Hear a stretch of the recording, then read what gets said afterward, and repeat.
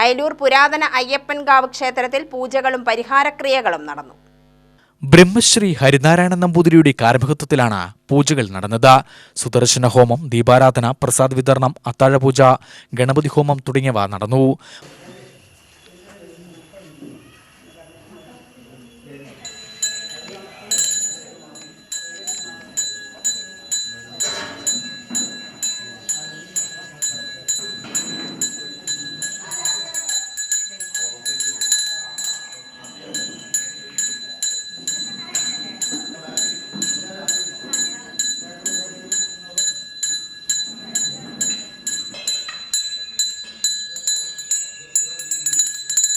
President Sethumadhavan, vice president C Haridas, secretary Sunilkumar, C Chandrasekharan, S Sethumadhavan, Vinod Kumar, Radhakrishnan തുടങ്ങിയവർ നേതൃത്വം നൽകി.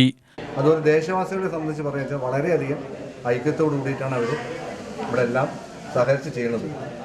ഈ ദേശത്തിൻ്റെ നന്മയ്ക്ക് വേണ്ടിയിട്ട്.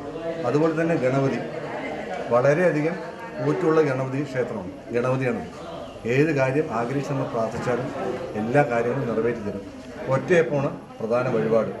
മാസത്തിൽ ആദ്യത്തെ ശനിയാഴ്ച ഒറ്റയപ്പം. അതിലുപരി നാഗരാജാവ്, അത് 100 പാലും കന്നിമാസത്തിൽ 1000-നുണ്ട്. അതുപോലെ എല്ലാ മാസവും 1000-ന് ആയില്യ പൂജ പ്രത്യേകിച്ച് നടത്തുന്നുണ്ട്. അതൊരു വളരെ വിശേഷം തന്നെയാണ്. പിന്നെ അതിലുപരി ധർമ്മശാസ്ത്രാവ് എന്തുകൊണ്ടും നമ്മളെ അനുഗ്രഹിക്കും. നമ്മൾ നന്നായിട്ട് പ്രാർത്ഥിക്കുക.